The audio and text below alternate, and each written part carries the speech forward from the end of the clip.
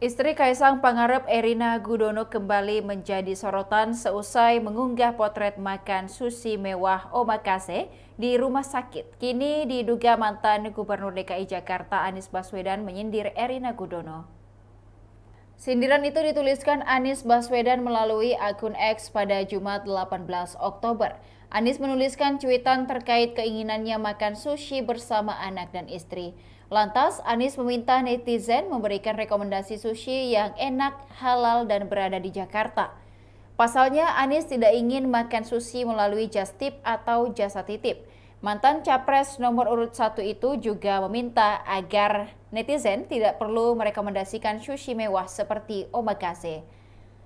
Sementara cuitan ini dituliskan seusai heboh Erina pamer makan mewah di rumah sakit. Diketahui Erina membagikan melalui story Instagram terkait kejutan dari Kaisang pada Kamis 17 Oktober.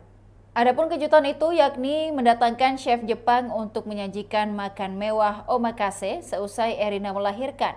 Hal ini menuai sorotan publik lantaran makanan itu dibanderol mulai dari 2 juta hingga 13 juta rupiah.